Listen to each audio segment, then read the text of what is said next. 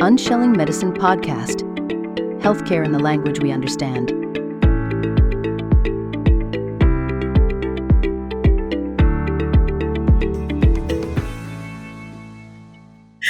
Hello, everybody. Welcome to this episode. Today, I have the absolute pleasure of having Kathleen Reily with me. Kathleen Reily is the founder of Presensing Method for Peace.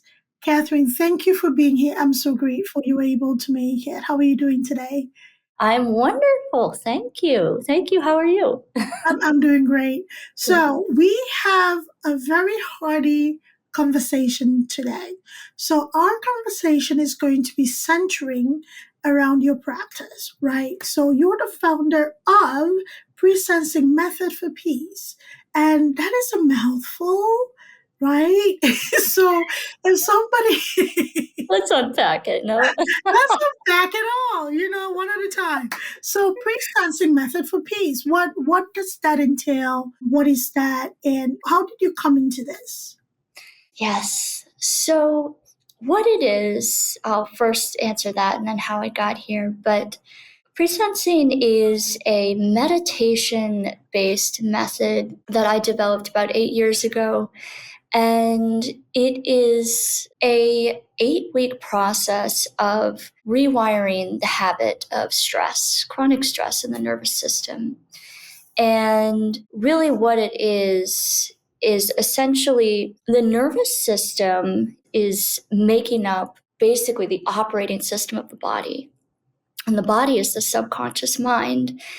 And in the subconscious mind is where all of those unconscious patterns exist, those habits exist. And namely, the one that we really focus on in this work, which is the habit of stress. And the language of the nervous system, the language of the body is emotion and feeling and sensing. And the language of the brain is thinking. And when it comes to healing and rewiring, right, we're using a lot of neuroplasticity in this process, this practice. And neuroplasticity just meaning, the brain's ability to build new circuitry in the brain to support new emotions and new thoughts, right? Emotions and thoughts, are always connected.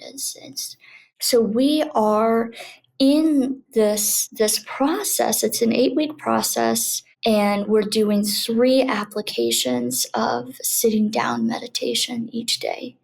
So it's intensive, but sometimes I'm working with clients who have been dealing with the habit of chronic stress for 20 years, 25 years.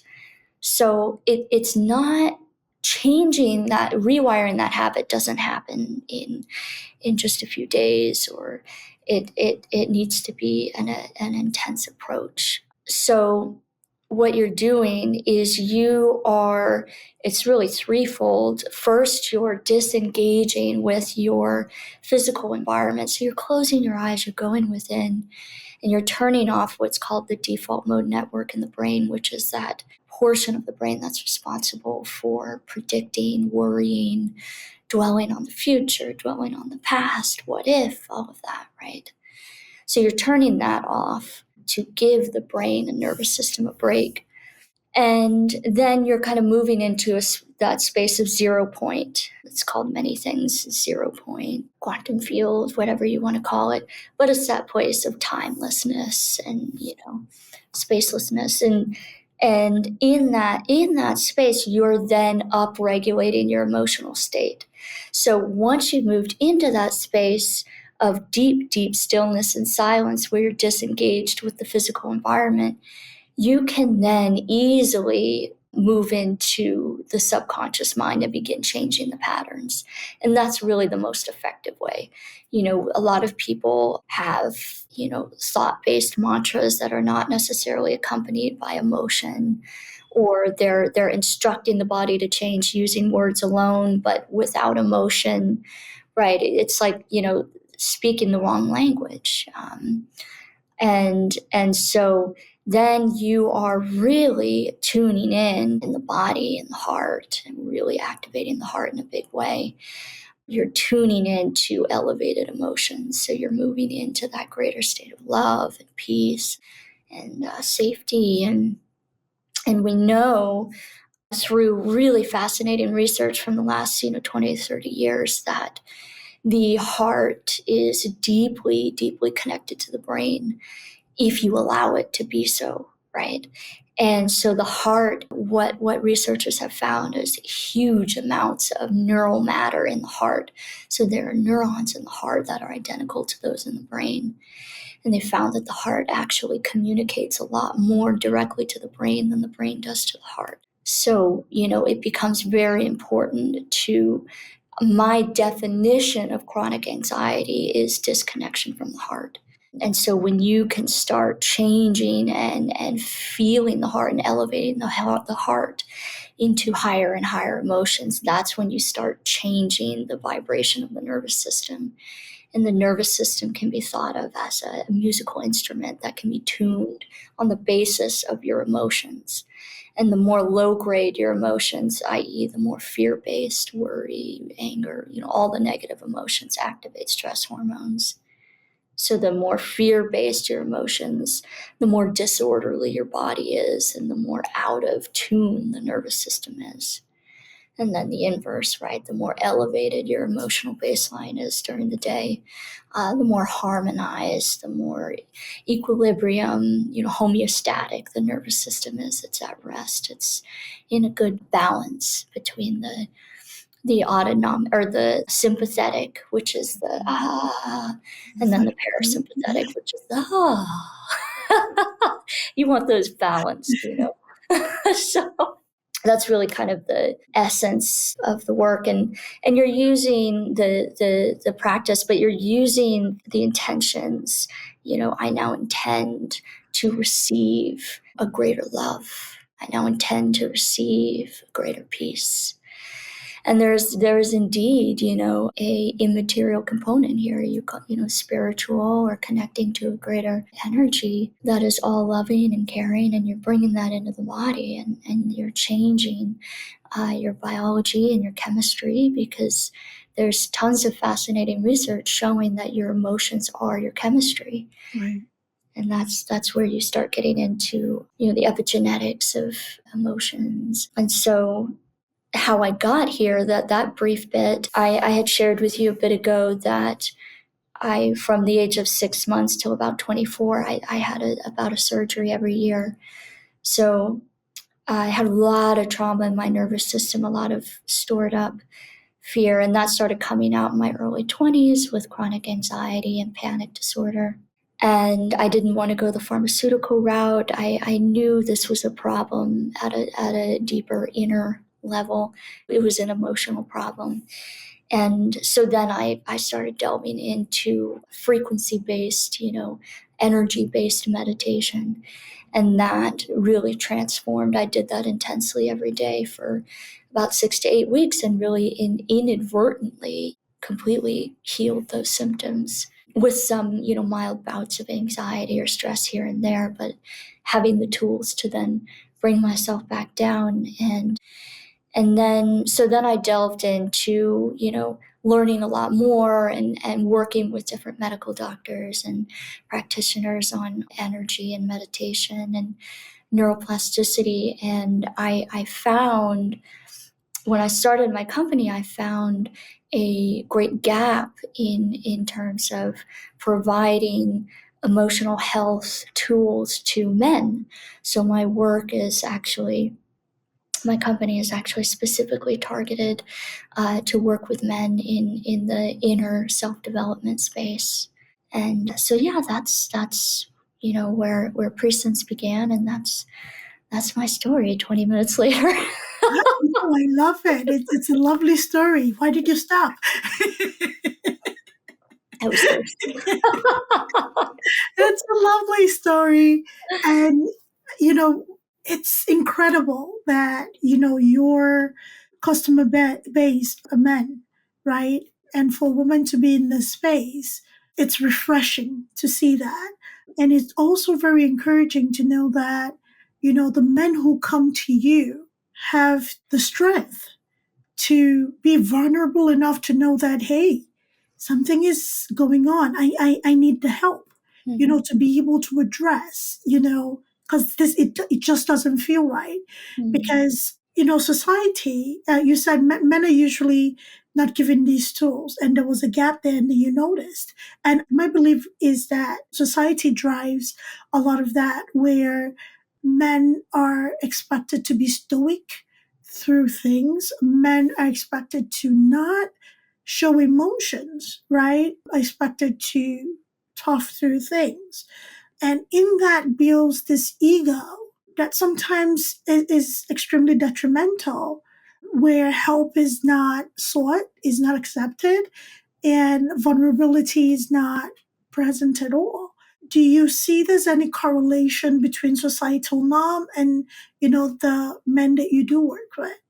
Yes, yes. It's interesting. There's a fascinating research study where a young boy, because, you can take a young boy who hasn't been conditioned not to feel, and maybe he's 4 or 5, but you can show him, the researcher shows the young boy a somewhat distressing image, maybe someone in a lot of pain, or someone, in a sad position, looking sad, feeling sad.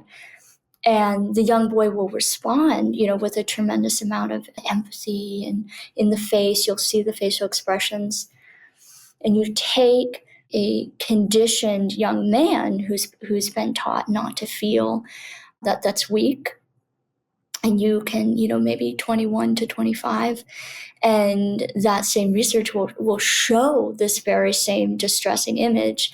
And what you can see in the facial muscles is you can see an instant reaction, but then of empathy, but then it's shut down, right?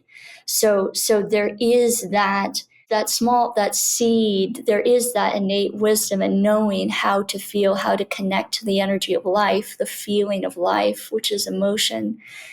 But as you said, exactly, you're conditioned not to feel. And there's, what I find is, first of all, we see, the highest rates of suicide and substance abuse are among men.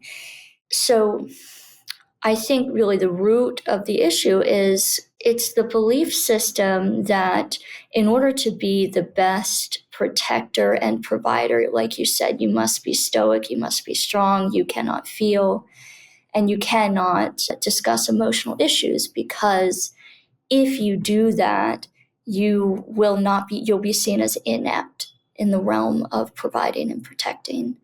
And I would say that it's actually the flip, that long term, if we are seeing major dysregulation and high levels of inharmonious behavior at home, where there's a lot of anger and a lot of stress or disconnection, loneliness in a marriage is quite common. So, or you can even have, a lot of aggression or what have you in a home. If that's happening, then the core ingredient is missing, whereby, my realm of work is strictly with men. And I know there's tons of resources and support for women too. But what I see is when the young boy, when he begins to start experiencing pain or discomfort, uncomfortable emotions, he is not taught how to properly process the emotion. And emotion is just energy in motion. It's nothing to be afraid of, You just you build the tools to process the energy. And this doesn't mean, running about the streets wailing and crying. This is about finding a quiet place in your home to sit down every day and clean your house, inside, clean up the house inside, and process the emotions, process the energy. And so basically, as that young boy becomes conditioned to suppress and push the discomfort deeper and deeper inside the cell bodies, really, of the physical body. I mean, it gets locked into the tissues of the body and the cells. So as dense, heavy emotion builds and builds and builds and builds, and then we start seeing disease, we start seeing emotional disorders of chronic stress, anxiety, depression, etc. And so in my experience, a lot of those things can be healed with, really dedicated energy practice, whereby you learn how to feel again, and you learn how to connect to that greater love, and start to heal those lower emotions. And they open, they move out of the body.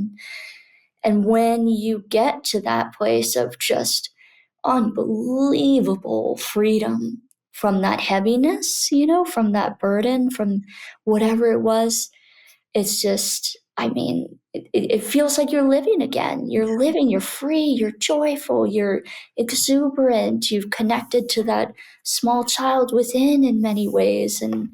But yeah, I hope that kind of helps. Yeah. It did. And while we are very much on the topic of societal expectation, especially when it comes to men, and which is your primary clientele, have you experienced that men in position of power, leadership at home and in the workplace, who have gone through the process of healing their traumas and releasing the negative emotions, have shown improvement in how they manage at home and at work, and how they're able to tap into that innate empathy when dealing with a fellow human being? Oh yeah. And taking that basic ability to connect fully, deeply, and in the present moment with another human being, that's all people want. It's that ability to connect. And going back to the earlier point about how I really believe that chronic anxiety is symptomatic of, disconnection from the heart. When through upregulating the emotional baseline of the nervous system, by doing that, you have to connect to your heart. You have to release, because a lot of guys, a lot of human beings, we close down the heart, And when we learn how to feel again, and we learn how to let go, as you said, and open up and let go of those traumas, those fears, all of that stuck heavy emotion, the heart begins to bloom and open. And that person, I see this all the time with clients, and we're actually starting to do this meditation work with politicians. And Much needed. yes. So that we can start, imagine a world where connected to the heart. You're like, much needed work. Good job. exactly. Needed. Oh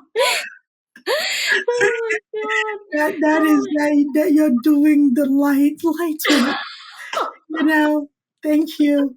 Um, Oh my so goodness. especially with politics, there has been this sense of disconnection, and in a world where the incentive is a bigger salary, a payout or a line item, it's quite, I wouldn't say easy, it is easy, but it's quite attractive to lose that, close down the heart, that feeling, right? Because when you're empathetic, you don't get to think about your selfish need or your selfish endeavors. And I know you spoke about a 6 to 8 weeks, time span budgeted for, look at me talking about budgeting, plan. Budgeting, the policy. you know, Get a budget part time. so there's about 6 to 8 week time frame a person should dedicate to going through this process, do you find, because again, we all heal differently, we all have our processes, do you find that sometimes the 8 weeks may not be enough for certain individuals because of maybe the inability to let go, or the trauma is just so ingrained that, more time is needed to like break through the crowd in a sense? Yeah. We have had clients who take closer to 3 months. That is largely due to, two reasons. One, difficulty settling the body into the present moment and really, focusing on the instructions in the meditation to upregulate the nervous system. So there's that piece. Other times, like you said, if someone has not allowed themselves to feel for so long, asking them, like asking, someone who's maybe broken their leg or had cast on for there's a certain amount of time. It's going to take a little longer to open the heart. It's going to take a little longer to connect to those elevated emotions and really begin to heal. So there is, and we, some people do it in 6 weeks, some people do it in 3 months, but I'm very, very patient. We're going to there's always daily support and there's always hand holding. So we go through that process. And sometimes the third reason can be that it's an intensive regimen. And so it can take a few weeks sometimes for people to really get all 3 of those practices done every day and get into the habit of even doing it. So that does happen.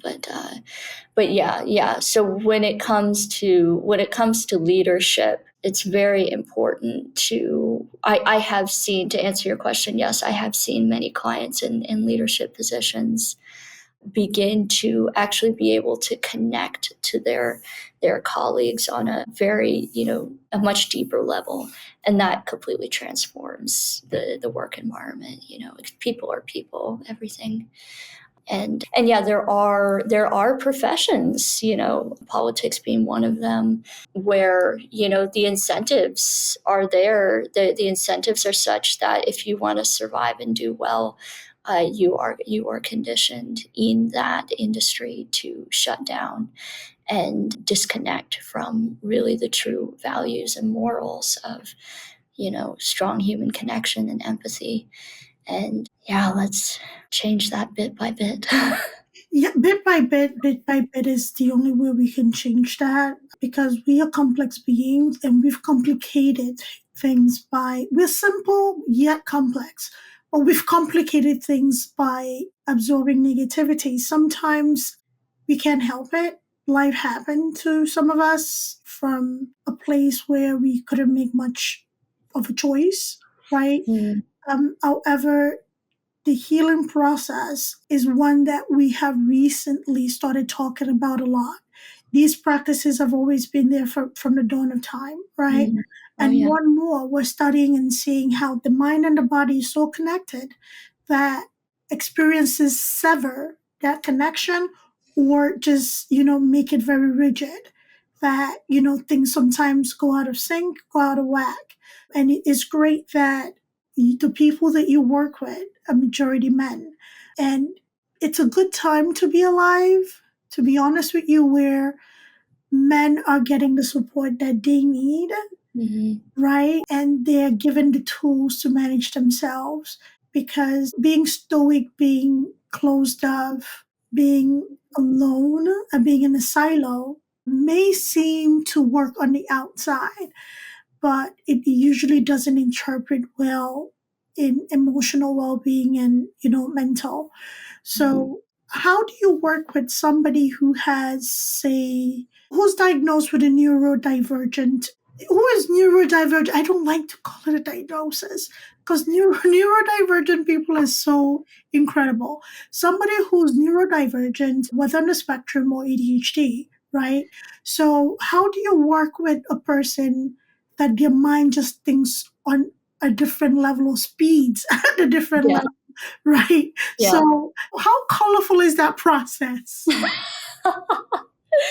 Yeah. Well, no, that's a good point. We don't we don't work with everyone. We work with most people who come through the door, but if someone has severe depression, I won't bring them on as a client because, I'm not a therapist. I've developed this process. I have certifications in positive neuroplasticity and heart-brain coherence and other types of energy meditation.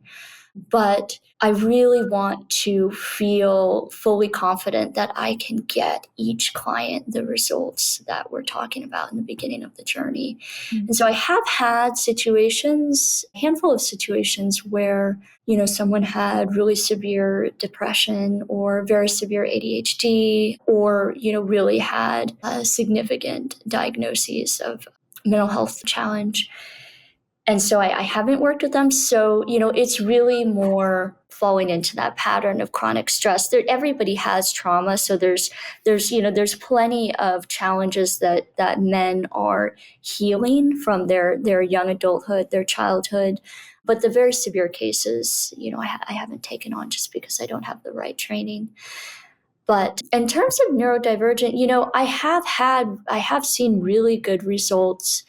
You just have to explain the emotional connection process differently. So if, for example, I'm thinking about a particular gentleman who, struggled a lot connecting to the more greater love, greater peace, the more kind of out there concepts of elevated emotion. And so then, what we did is we just simply walked him through different memories from his past, whereby he remembered feeling that kind of peace, or he remembered feeling that kind of connection to a childhood pet, which brought up the sensation, because you're just looking for sensation, feeling of that love, of that calm. And so yeah, there are different ways of connecting, but I've never had a client who, truly, beyond what I explained earlier in those different conditions, but who truly couldn't connect to any elevated emotions. All you need is that connection in order to start changing and upregulating the nervous system.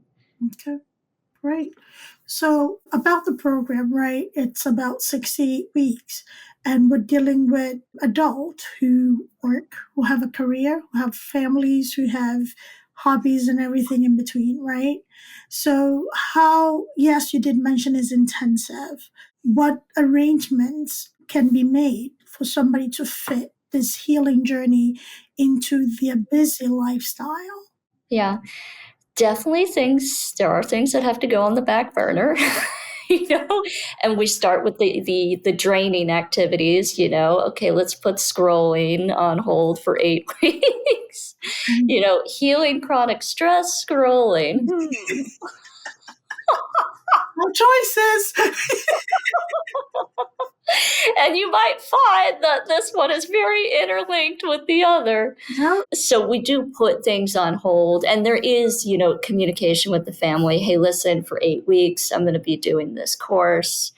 I'm going to be getting up an extra 30 minutes early, going to bed an extra 30 minutes late, and I'll be doing this practice in the morning in this room. The door's closed. It's locked. I've got my headphones on. I'm not available from 6 to 6:30 a.m. And usually they're very supportive of this because, we want Papa to be happy and calm and present and enjoying life more and laughing more. So there are definitely things that have to be, or sometimes I'll have clients who are extremely active physically and so they might have to temper that by, 20%. Yeah. But it's temporary. And then, once you start experiencing the benefits, which you really start seeing the noticeable shifts after about 3 weeks, then it's like, oh, yeah, this is my priority. And then, yeah. So about Papa being happy, that's all well and good, right? Being happy. Papa, right? We absolutely want a very happy Papa. However, doesn't Papa's environment also have to heal? Because we all have our luggage, right? Mama has her luggage, and Papa had his. In both of these people having their luggage, they either intentionally or unintentionally have programmed the children to think along those lines. So when you're working with a family man, right? Is there resources, or are there resources that you also provide to the family? Because it's kind of like going and taking a shower, right? And washing, shampoo, conditioner, face wash, body wash, loofah all the way down, and, dry off and jump right into mud. Mm. Right. So Yeah. is there, or are they tools that the family can either use to support themselves and Papa, or do you have a colleague that you can refer Mama to work with, and also the children? Yeah. Yeah. That's a really good question. Actually, no one's ever asked me that question. Great question. I do. There's a wonderful woman who I refer to the wives, because when they start seeing their husbands transform, they're like, oh, what are you doing here? How can I do this? So I really firmly believe 100% that a person's outer environment, their relationships, their family, their home, their work, their circumstances, their reality, really doesn't change until they change inwardly. Because as you know, right, when you open your eyes, what you see and experience, that's the mirror of your internal world. And with regard, sometimes I'll actually, inevitably, usually clients will share this information and these tools with their wives, but no matter what happens, everything starts with them changing. And I just, so often people are immobilized with their growth, or their growth is stunted because they're looking at other people. She needs to change, or he needs to change, or it's their fault, and so it's just like this immobilizing. And as long as you are waiting on someone else to change, nothing's gonna, you might see some mild improvements, but people are always, unless someone's really doing it for themselves on the inside, they're really making that concerted effort to shift and transform, then the old habits are going to relapse. And it's not uncommon for a father who might have some unhealthy emotional habits, like severe anger or outbursts, or when he starts to see his children imitating his behavior, that's the moment when he really realizes, okay, I want to change this, because I'm molding my children, and I'm molding, this environment. And so that will often be, an activating factor for change as well. Right. Right. So let's talk about environment, for instance. That a lot of people that in their healing journey are either going no contact or limiting contact with people that are triggering, right? And granted, the work is an inside work.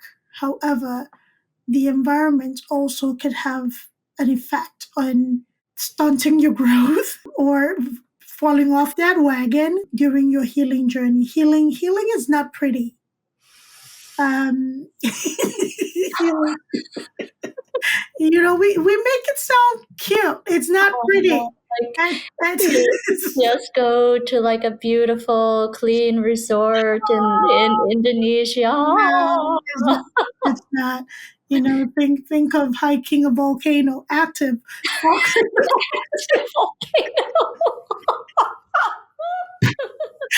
Or like mining deep down in the earth. It's like, that's the healing process for you. It's not a cute one. However, it is necessary. Going back to environment people and whereas the personal people who, despite how much of a healing process somebody goes through, there are just certain things that are either done by a person, said by a person, that triggers, right? So, do you also support your client to identify their triggers, right? And to either disassociate that from that trigger, however they want to, whether long term or whether while they're going through their healing journey, to get themselves in a place that feels controlled, where they have the tools to be able to control those emotions before, gradually introducing themselves back, or not at all? Because it's kind of like desensitizing in a sense. Do you have clients in those situations? And, I'd like to know how you handle it. Yeah. So to best answer that question, this 8-week cycle, right? The first 4 weeks, you're entirely focused on what I call building the resources. So you are entirely focused on exposing the nervous system to the elevated frequencies of love, peace, calm, safety, and over and over and over again, right? This is neuroplasticity, where it's, God, Kathleen, I'm so over and over again. I know, Yeah. God, oh, I already know what you're going to say. I know, just 4 weeks of it, and then you get new meditations. So that's the first month. The second month is literally about doing what you just asked. So the second month is about taking those learned frequencies, um, synthesizing them into one new elevated emotion, i.e., a new baseline of happiness. So if you have a new baseline of happiness that's comprised of the felt sense of love, peace, right, protection, safety, if that's your new baseline, which you've cultivated in the nervous system, and you've done it so many times that it's innate, you can access it very quickly, then I sit down with them and I say, okay, all right, what are the most common situations? We have 4 weeks now. So week 1, what is the biggest loop that activates your stress response? Oh, okay, it's that particular maybe colleague or something. Okay, all right, so let's break this down. What happens? Okay, here's the situation. I get an email, or, whatever it is, the stimulus is the particular email. Okay, what's the reaction? The reaction is stress. Okay, where do you feel that in your body? I feel it a tightening in my chest and shoulders. My breath starts to get shallow. Okay, so then they use a particular tool, which I teach them, and that tool it basically distracts the amygdala, so it interrupts the sounding bell of the stress response and allows them to calm the nervous system back down and make a different emotional choice. So it's a huge awareness journey. You're waking up to what was once unconscious and now becoming aware of.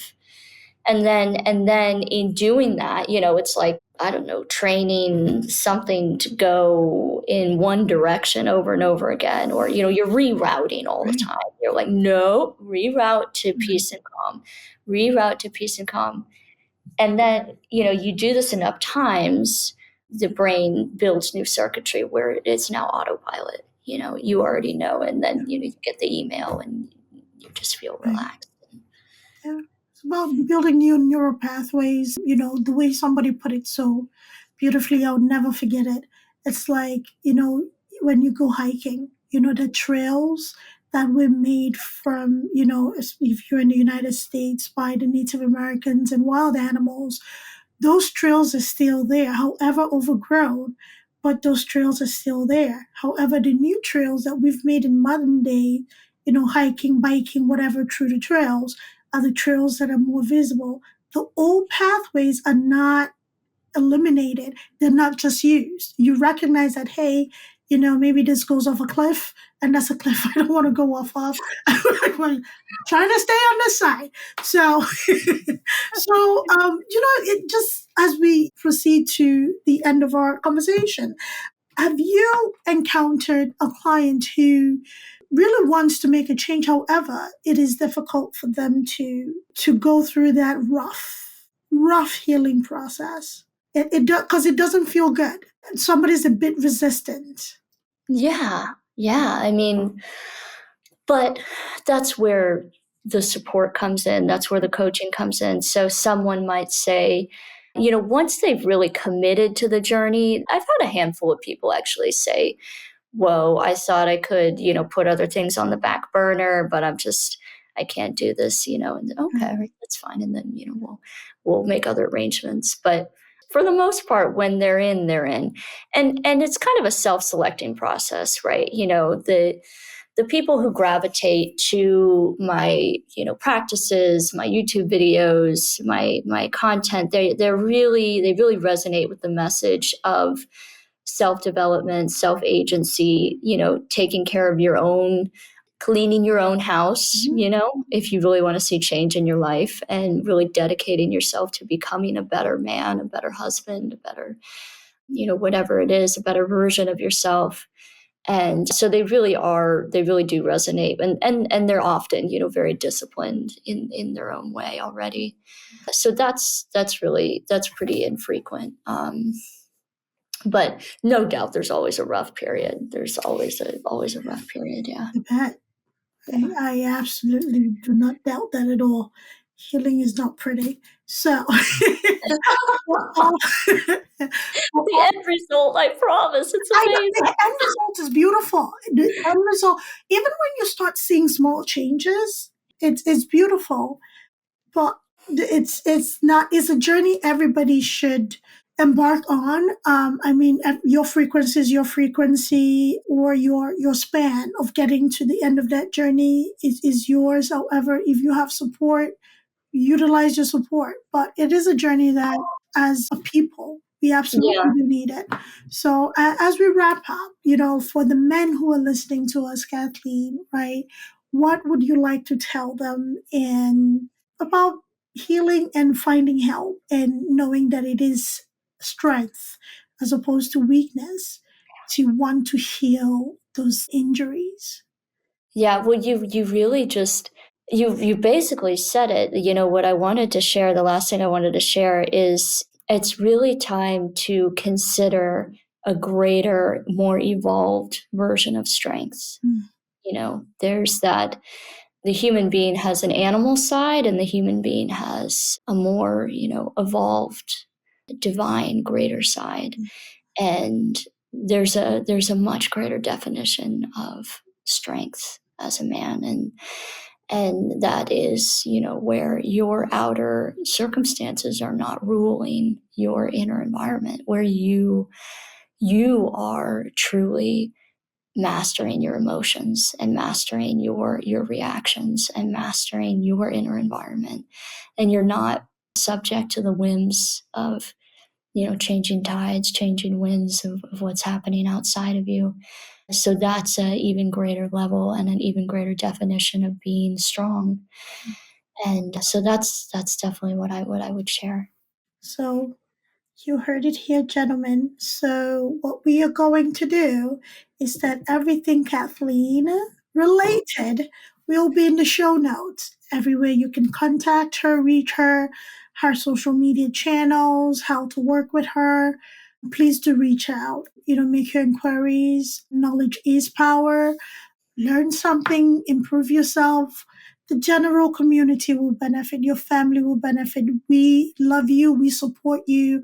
Heal, please. Thank you. So, Thank you. Thank you for having me. What a great conversation. This was great. This was great. And I really do have, people that have supported my growth, both personally and career, and wonderful, beautiful men. I do know that a lot of people have traumas that they stuff, and sometimes it comes out in ways you least expect it. And seeking help is not popular. However, it is needed. Please seek the help that you need, and enjoy. You will love it. You'll love yourself for it. So thank you, everybody, for listening. Thank you for being here, Kathleen. Thank you. Thank you. I'm grateful. So we'll make sure everything is, in the show notes. Please listen, comment, get engaged. Let us know what you think. Please don't be shy. Talk to us. Let us know if this was useful. I know it was useful for the people that actually were looking forward to this episode. I know it will be useful to them. So let us also know what you think. All right? Thank you, everybody. Take care of yourselves. Bye-bye. Bye-bye.